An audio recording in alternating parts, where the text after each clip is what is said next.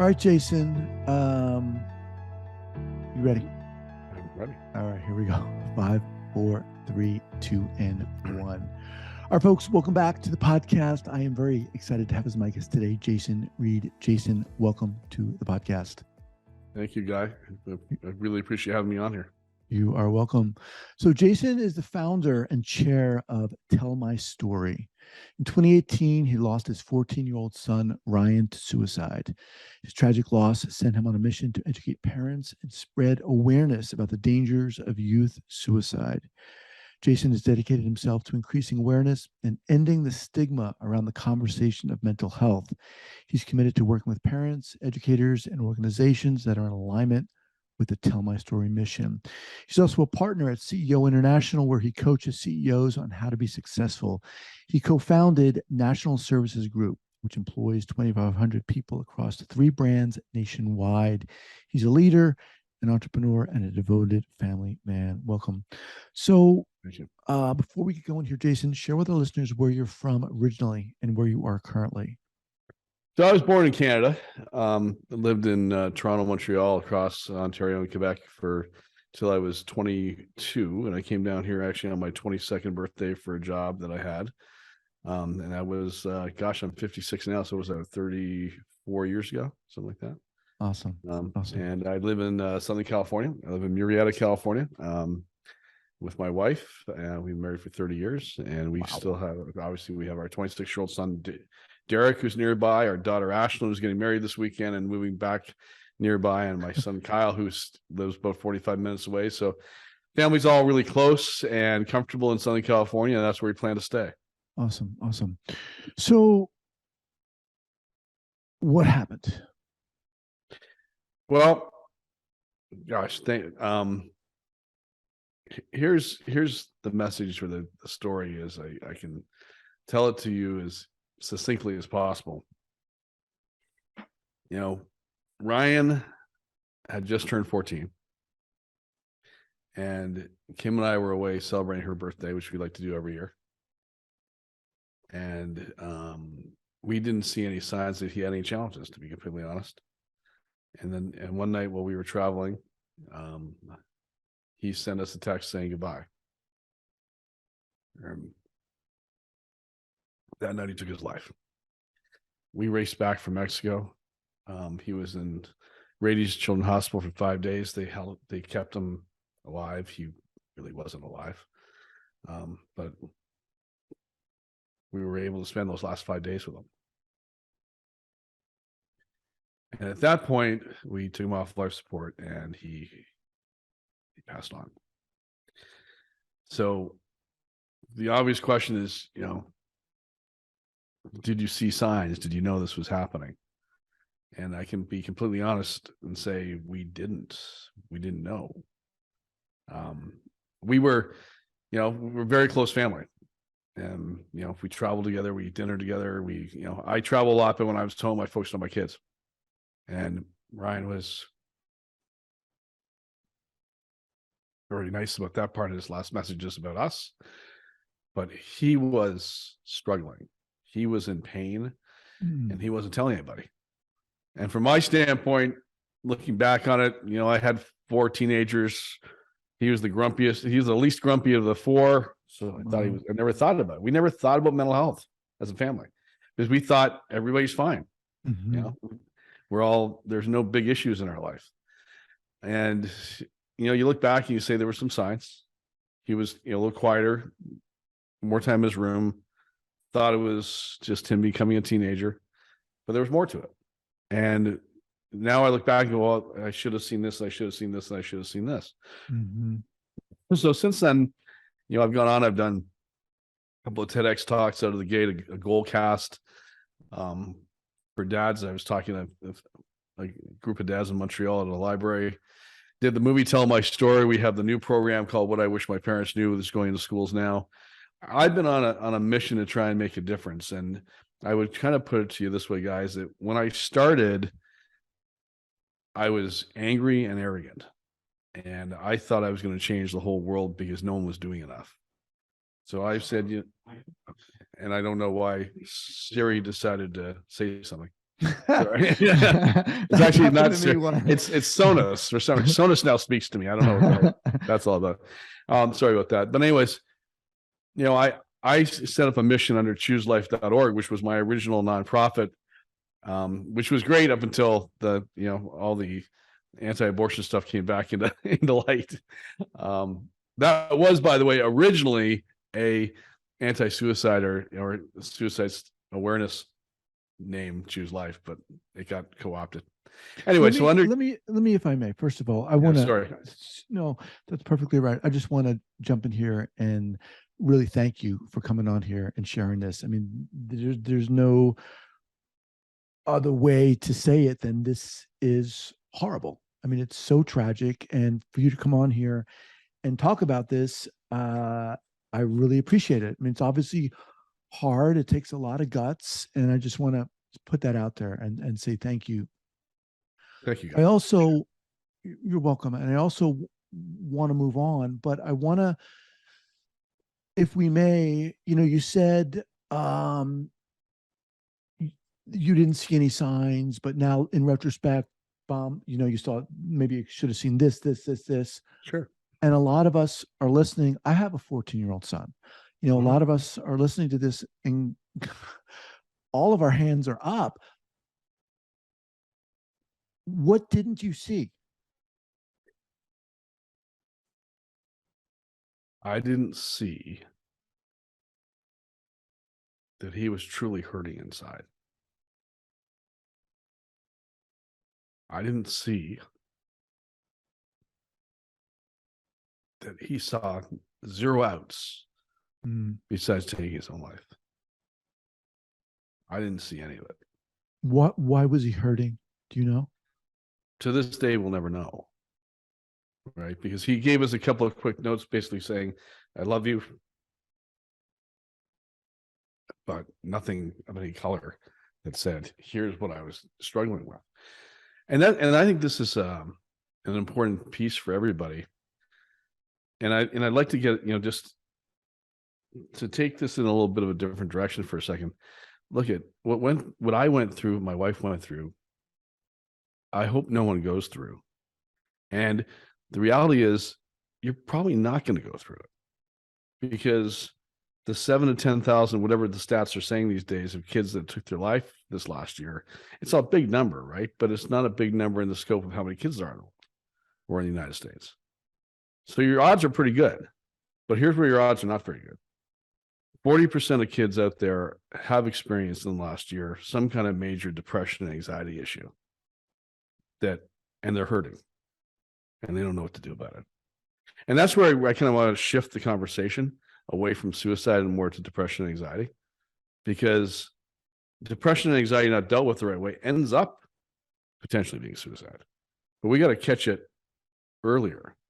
And the chances are that your child, not yours necessarily, guy, but someone's child has that issue is a heck of a lot bigger than it was when I grew up, when you grew up, and even 10 years ago. Mm-hmm. Even pre-pandemic, it's not. It's massive, right? We are in the biggest mental health crisis we've ever seen, right? And a lot of us don't know what to look at for. I mean, I'm a 56-year-old guy.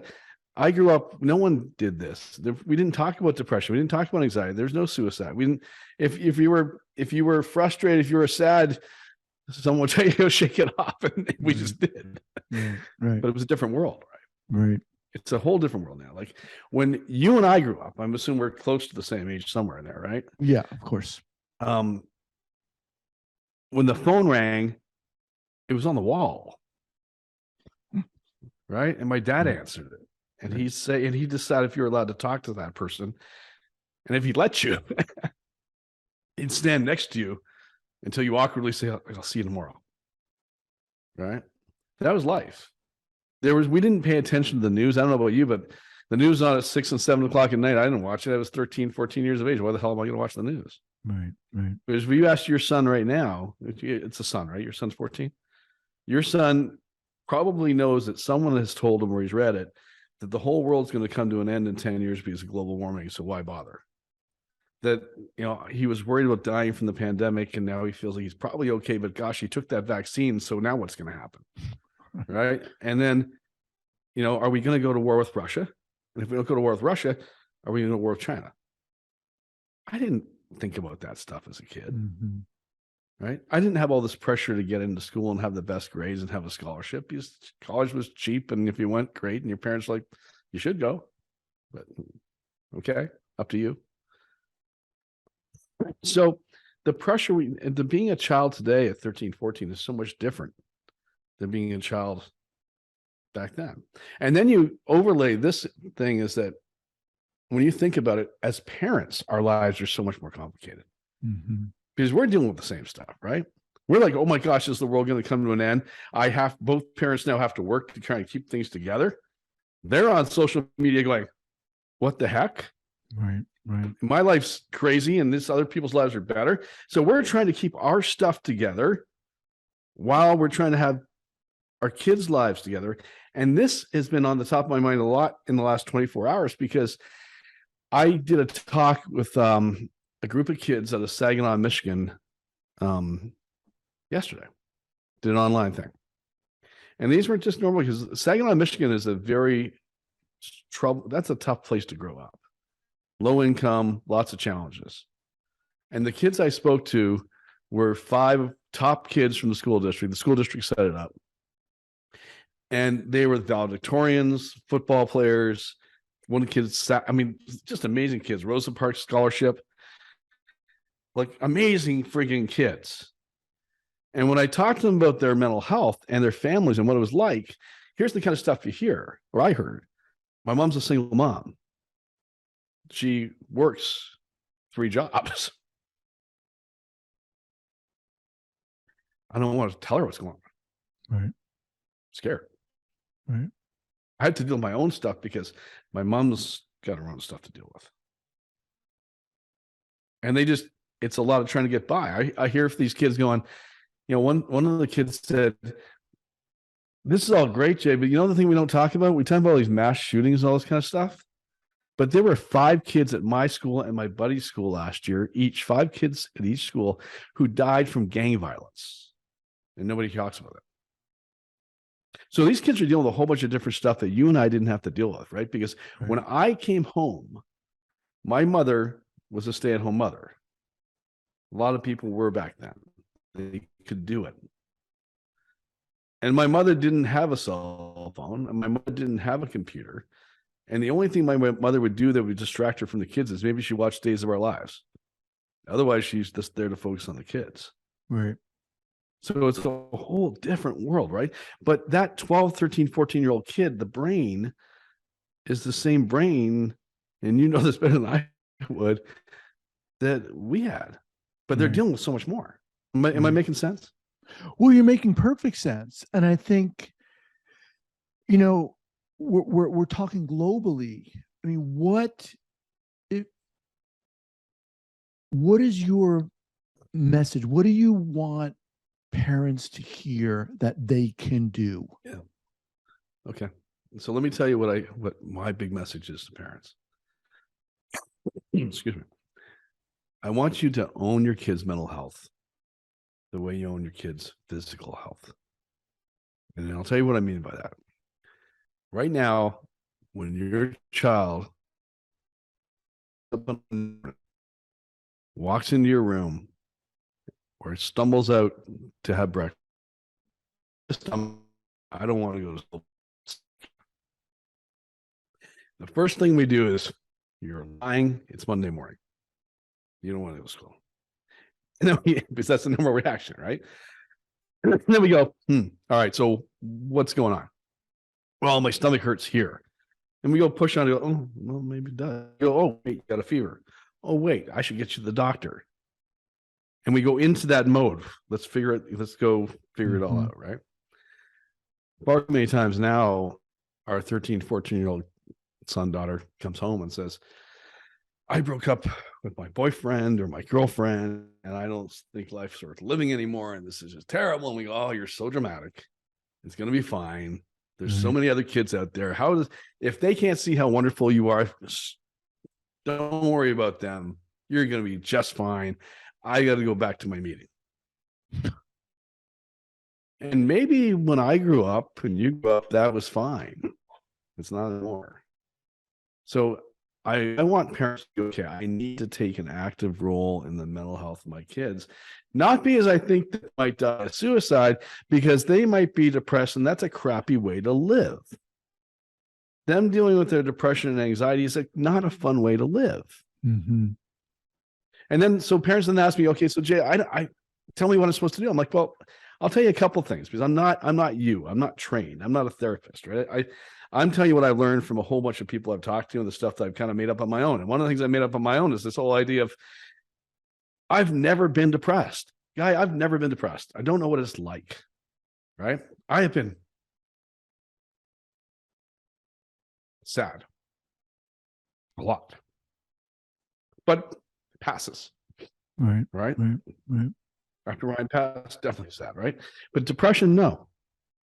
So what I like to explain to people is that if you've never dealt with depression, then you have to get this through your head.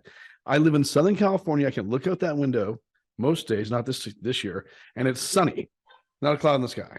If I had someone with me who's depressed right now, they could look at that same sky and they'll see only clouds. Mm-hmm. And there's nothing I can say that's going to make them not see clouds. Right. They're going to see clouds. I can say, what are you, crazy? There's not a cloud in the sky. What are you looking at? So, I'm going, I don't see a cloud. And they go, I see like clouds. If you try to convince them there's no clouds in their sky, all they're going to do is shut down and not talk to you. And you want them to talk to you. Right. So what I try to say is, all you can do is ask them about their clouds and get them to talk about their clouds. What do they look like? What makes them come and go? How do they make you feel? Are there good clouds and bad clouds? Or are they all bad clouds? Mm-hmm. And then with all bit of your body, this is the difference between the mental health and the physical health. Resist with every fiber of your body to tell them to try to fix it. The minute you try to fix it and tell them that it's going to be different, or don't worry about that or anything else, they're going to stop talking to you. And they go, well, you just don't understand. Right. And this is like to guys like me who have done a lot in life, guys like you've done a lot of life, it's hard because all we want to do is protect our kids. I'm going to fix that problem. Mm-hmm. Well, that's not how you fix the problem. You have to get them, and you correct me if I'm wrong, but you have to get them to talk to you and feel safe and want to talk to you. And the more they talk, the safer they get. The more they get off their chest about how they feel, the better they feel. It's like a pressure cooker, right? Mm-hmm. Those old pressure cookers, this pressure's blowing, burning up, building up, building up. The only way is to release that little dial and let the pressure come out. Otherwise, nothing could blow. You got to release the pressure. And then you release the pressure by talking. I mean, and we all know that that's not easy. It's not easy to, quote unquote, get your kid to talk or invite them to talk or create a space where they can talk. And maybe sometimes they may need to talk with someone else. Right. And that's a hard place to be in. I mean, my kid's 14 years old, and he's really a quiet kid. And it's hard. It's really hard. And it's hard to, look for signs and should I have seen this, or, there's so much going on in each of our kids' lives that you could construct a story that can give you any answer you want.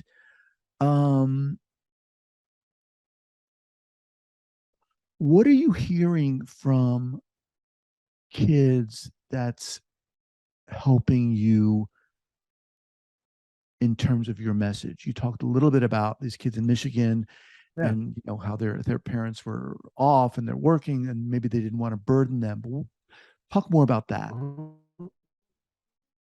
Well, so I think that there's kids in some ways are even more advanced than us in terms of their conversations about this with their peers. And I think they're going to their peers because they're afraid to come to us. Now, what does it mean to be afraid to come to us? Well, first of all, we're not that approachable. We like to think we are, right? We like to think as we are totally approachable. Come talk to me about anything. And what we do, I'll stare deeply into your eyes so you know I'm paying attention to you. And then you tell me everything you want to tell me. Kids hate that. Absolutely hate it. They do not want to look you in the eyes at all, ever. Right? And you go, no, I love my kids. Not the point. Think about it, like I grew up Catholic. How did the confessional work? There's a brown, you sit, the priest sits here, I sit here. There's a board in between us. He probably knows who I am, but he's not looking at me. Right? I can talk. He's not going to look at me. He's going to say, give your Hail Marys, be nice to your mother. You're out of there. Right? Kids don't want to look you in the eye. That's why you've got to find the time that you can actually talk to them where they feel like they're comfortable. So we just did an album called Songs for the Drive Home. It's out on it's on Spotify and YouTube. It's through BMG Music. And my partners and I did this. It's all 10 mental health songs. The first side is songs for younger kids, second side songs for older kids, but they're all conversations, things that'll start conversations. So when you're in the car driving home, you can play this album and go, and your kid might go, oh, I want to talk about that. And why are they going? Because they're staring straight ahead and you're not looking at you and they don't want to. You're intimidating. Mm-hmm. Get over it. You are. You're taller than they are. So you got to find a time that you can go for a walk and talk. I mean, I'm giving you some tips, but there's no easy way to do this, right? Right. But getting them to be comfortable talking to you and feeling like no matter what they say, they're not going to be judged. It's kind of like the whole thing, like, and maybe I'm trading on bad spots here, but the drinking thing when you get kids that are 18, 19, 20, right? You have a choice in this matter. You can say to your kids, you can never drink alcohol at 17, 18, 19. Even though I did, I'm going to tell you can't. And if you do, you're going to be in so much trouble. And you can try that technique and see how that works for you, right? Yeah. Or you can say, I don't care what happens. Call me. I won't be mad. Right. But call me. Right. Do not get in that car and drive drunk. Do not get in that car with somebody else. Call me. So you know which is going to work better. Yeah. Right. Yeah. And it's no different. Like no matter how you feel, how crazy you might feel, talk to me about it. I won't judge you. Mm-hmm. I won't try to fix you. I won't tell you you're wrong. Know that you can talk to me. That's the message you have to get across to your kids, because most people need someone to talk to feel safe around. And that's what therapists do. And not to take away from your chosen profession, but what they really do, from my understanding and what I've seen, is they're easy to talk to. They're not giving you a whole bunch of advice. They're getting, what about this? They're asking questions and more, and they get you to talking, and you feel better after an hour. Because you spoke about it, and you talked, you got it off your chest. Am I on the right track? I totally agree. And I would even go further and say, a good therapist will do that. Will be able to do that. Yeah. How has this whole experience shifted you? I mean, in the wake of your son's passing, did you have to rewire how you looked at things and approach things? Was this a quote unquote easy transition for you to say, this is friggin' crazy, I want to start addressing this and helping people? Talk about that, if you would, Jason. Thanks for asking.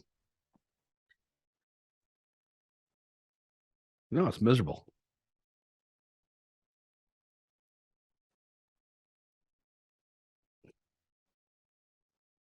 But this is what I'm supposed to do.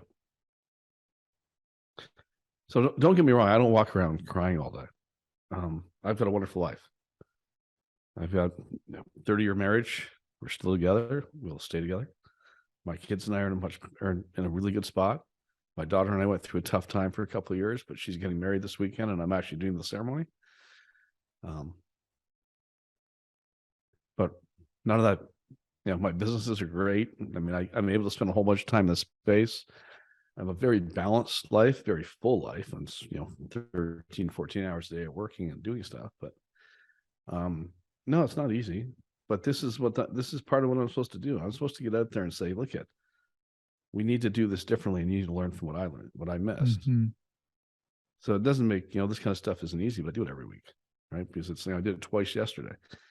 But I'm not complaining about it because I'm very clear that this is what I'm supposed to go do now.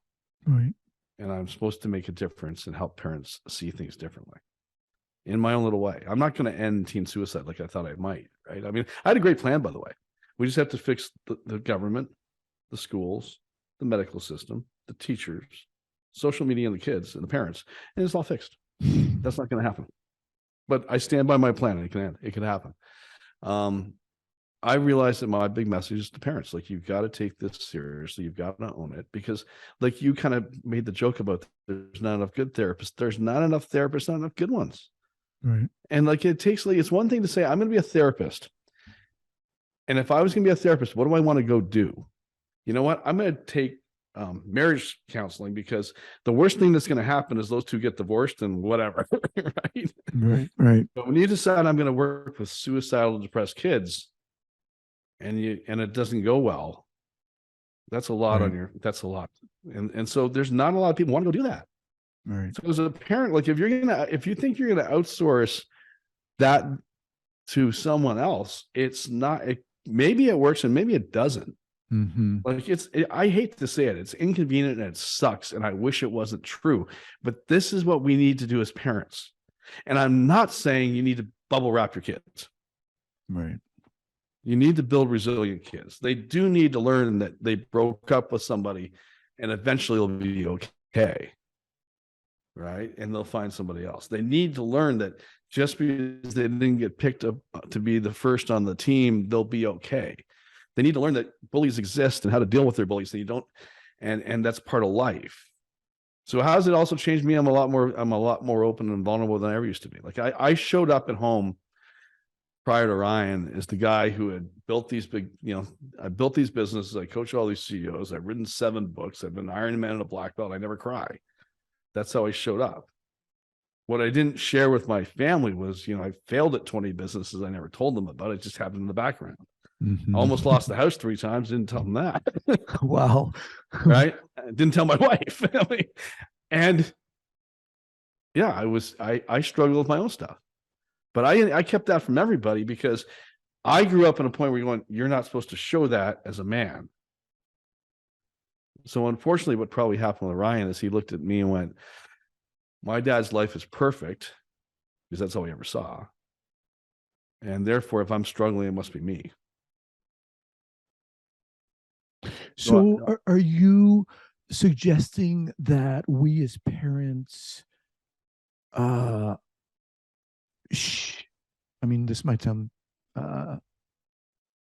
stupid, but are you suggesting that, or obvious rather, are you suggesting that we just share more of ourselves, more of the many facets of ourselves, our vulnerabilities, our realness? I am, to a point, right? I am not suggesting you go home and tell your family, I think I might lose my job on Wednesday. Right. Not suggesting that at all. Sure. But what if you went home one day, sat with your son or daughter and said, because it's just happening, you know what? I had a tough day today. What do you mean? Well, I got this guy who's a bully at work. I just don't like this guy. Oh, what do you mean? Give your kids the opportunity to see that that's a part of life. Mm-hmm. Bullies aren't just in elementary school and middle school. They're in life. Right. Let them give you some advice on how to deal with your bully. You'll be surprised. They'll go, well, Dad, I have a bully. Now you're having a conversation. Right. Now you're connecting on a different level. They view us as up here, unreachable. I'll say a word that may not go. They view us almost godlike. Mm-hmm. And you go, what are you talking about? I'm just Dad. Not to them. Mm. So you're omnipotent, scary, intimidating, even though you think you're not. right? And you're hard to reach, you're hard to talk to. So how do you bring it down a level so you're easy to talk to? And this is, by the way, I mean, I get this stuff all the time. I go through life thinking I'm the easiest guy to talk to, and I employ a couple thousand people, and people tell me people are scared to death to talk to you. I'm like, why? I'm just Jay. They all have my cell phone number. They can call me. No, they're scared. I'm like, I don't get it. But that's how your kids think about you. Mm-hmm. So you got to try to bring it down. And I'm like, you still have to be the parent. You still have to have rules. And I'm not saying you can't have those things. Right. You need to have them. The worst thing you can do is bubble wrap your kids and then say, get out into the world and don't worry about it. I'll take care of you. One of the things that, I've had a few people on this podcast talk about suicide. And one of the things that I think just I'm curious about is, if you look at stress or discomfort or suicidality on the spectrum, on this side here, we have nothing at all. And all the way at this end, we have the act of suiciding. But to get to that point, you think there must be so much going on. You talked about having no out at all. That is such an intense place to be at. And it's, go ahead. Oh, no, I was coughing. I was false. Oh, no. And it just, when I think about my own kid, I just think about,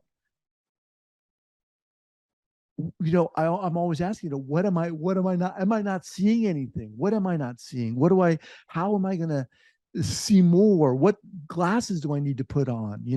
And I'm not trying to scare you, guy. No, I mean, no, you are fully trained in all this kind of stuff, and I'm not trying to scare your audience.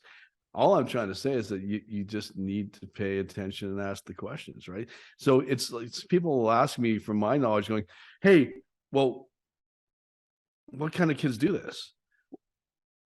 All types of kids. It's not the shy, quiet kid in the corner all the time that does this. Right. It's the quarterback who's got the great life that everybody thinks is amazing, who suddenly takes their life, which just happened to a friend of mine. Everybody's, well, what the hell? Because Right. deep down, that kid was brooding and didn't know what to say. It's the cheerleader who seems like she has all the friends on the planet, but in her mind, she has none. There's signs for that, right? It's like when your kids start talking about, I have no friends. And you're like, wait a second, you have friends. I see you with people. I have no friends. Ryan didn't get there, but when I look back at some of my other kids, I heard that from, like, well, I should have paid attention to that. Mm-hmm. It didn't go into a bad spot, but when they were saying that, I should have paid more attention. I'm like, nah, you got lots of friends. What do you mean? I dropped you off at school. They all grabbed you. But right. Why do you feel you have no friends? Right. Why do you feel that way? And what is it? Sometimes, like, does it build? Yeah, sometimes it doesn't. Sometimes it doesn't. Right? Hayden's Corner. Look up Hayden's Corner. Brad Huxtable, a buddy of mine. He lost his son during COVID. His son was playing a video game, reacted poorly to the video game, broke the screen on his computer, had done that a couple of weeks before, and Brad's a wonderful guy. There were no consequences he was going to get happen to him. In Hayden's Corner, he snapped and took his life. Right like that. Because it was like, oh my gosh, I can't live. I just broke this. There's nothing. I know Brad really well. There's nothing in Brad's life or how he raised his kids to make his kid worry about that. Mm-hmm. But in Hayden's mind, he's not. Right? You can't. I wish I could tell you that it look for this, this, and this. It's like, no, you just have to pay attention all the time. Right. And what I wish it starts off, and what I wish my parents did, the movie starts off with, a little girl who's talking about when she was 7 years old, she tried to throw herself out of a moving car, but thank God the child locks were on. And people go, they got to be 13, 14. Like they're like, kids got to be 13, 14, 15 years of age before they start thinking about this. What I learned and what I wish my parents knew is they knew when they were 7 and 8 that they were different. They just didn't know who to talk to about it. Mm-hmm. Yeah. I mean, there's so many variables, right? There is no one recipe, but I think if I could pull out one commonality of what you're saying is uh, to be able to create a space where you can be approachable, where you can talk, where you can listen, and that is may sound simple, but it's not. It's hard to do. I Yeah. think. And it's how you do it. I like to tell Right. parents, do not listen to this podcast. Run into your kid's room and tell them you have to talk. Right. That's not going to work. How many times have your kids screamed at you and told you to get the F out of their room? Right. Because it's their only little space in life. That's all they Right. have, right? Give Right. them that. Right. Give them that and go for a walk. Don't look them in the eye. Don't scare the crap out of them. You are intimidating whether you believe it or not. And you kind of want to be as a parent, right? You want them to feel safe, that if anything goes wrong, you're there for them. So you're not on their level completely, but you need to be able to be approachable. Right. It's walking that fine line. It's tough. trying to balance that. It's really tough. How, as we kind of wind down here, how has this changed your relationship with your other kids, practically speaking? Well, I always thought I had a good relationship with my other kids. Now, my daughter and I were challenged. My daughter and I were tough. She was tough all the way growing up, all the way until she was about 21, 22. For all you dads out there who have daughters and go, wow, my daughter doesn't, well, it does change. It'll change eventually. I have a daughter who's 8. I'm like, oh my God, it's tough with her. Oh man. I look at, I always joke about it. I've always joked about going, raising boys is somewhat easy because I've never hit my kids out of anger, but my boys are still afraid I might. So if I get mad, they're still going to step back. There's an element of respect. My daughter's like, what are you going to do? Right. She knows. But I guess my point is, I think I got a great relationship with my kids. But I had a great relationship with all my kids prior. Now am I a little more vulnerable, a little easier to get along with, a little less intense? Yeah. I mean, I'm a little different phase in my life. I'm not worried about my businesses. I'm not worried about money. I'm not worried about those things. So those things take pressure on all of us, right? So when you're a parent and you're a father and a mother and you're trying to pay the bills and pay for college and figure this stuff out and you've got all that pressure, I get it. It's a lot. And it's not fair to have that and come home and have somebody go, I want to talk to you. It's 10 o'clock at night. You're like, I can't even think straight. I can't. Why do we have to do this now? Can we do this later? Here's what I'm going to encourage you to do. Yeah, I know it sucks. When they come to you at 10 o'clock at night and you're exhausted, figure it out and talk to them. Because you don't know if that's the important time to talk to them. And you don't know if they'll come back to you another time. And I did that multiple times. Like I worked out of the house. Like my office in the attic, and there comes when the kids come and go, hey, can we talk? I'm like, let me finish this phone call and I'll come get you in an hour. Yep. I come get them in an hour. I'm like, what's up? They're like, no, I'm good. Don't worry about it. Yep. So it's inconvenient being a parent. And it's inconvenient and unfair that you just don't have to pay attention to their stomach ache anymore. You have to pay attention to more than their stomach ache. Right. And it's unfair that I'm sharing this all with you. And now that you've heard it, you can't unhear it.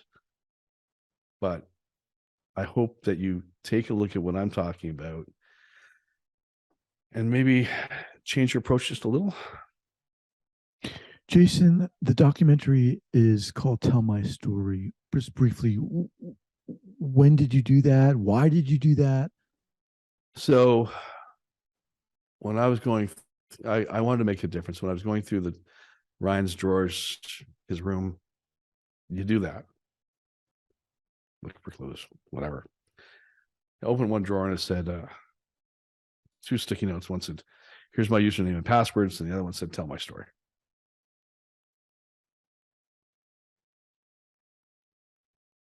So I took that as to do a movie called Tell My Story, which isn't necessarily all Ryan's story.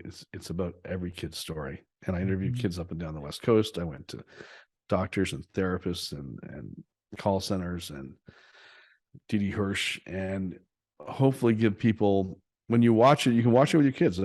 Guy, watch it with your son. It'll start a conversation. You You interview want to, kids for what? What do you mean you interview kids? What about? What about? oh, I interviewed about how they felt about life, how they felt. I interviewed kids that had been suicidal. They were depressed. They're sharing their stories. Wow. And then when you take a look at the next positive. So Tell My Story is up on, Amazon Prime, Apple, wherever you watch your stuff, right? You can get the movie. The next iteration of that movie is What I Wish My Parents Knew, which the trailer is on tellmystory.org. And that I interviewed 8 kids and just them speaking. Because the most compelling part of Tell My Story wasn't me, obviously.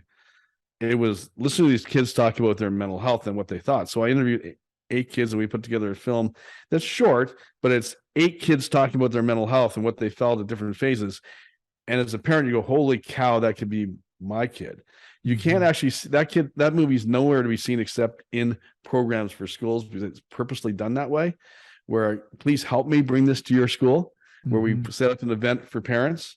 You watch the movie and we have a mental health professional talking about what you learned and how to talk to your kids a little differently and what you can get from it. And we're doing that across America right now. Oh. So that's when you hear kids talk about their mental health, you go, wow, that's my neighbor. That's my cousin. That's my nephew. That's my daughter. Oh. Jason, obviously there's a lot to talk about, and I'd love to have you back at a later time. Love to be back. Thank you. What is the best way for people to get in contact with you? If you go to tellmystory.org, you go to the contact information, you can fill that out, and that's going to go to all the people that'll reach out to me. Okay. I'd say, here's my email. I have other people read my email. I'm terrible at it. So if you go to tellmystory.org, if you want to reach me, they will make sure that they text me and tell me to call you. I'm happy to talk to you. I love your help. Anyone who wants to help us get this into schools, into companies, into churches. My message is getting parents to understand they need to own their kids' mental health and helping them be able to talk to their kids. Awesome. Well, dude, man, you are one inspiring individual, and again, appreciate you coming on here and just being open and real. It was great talking with you. I really appreciate and honored that you had me on your show. All right, man. Take care. Thank you.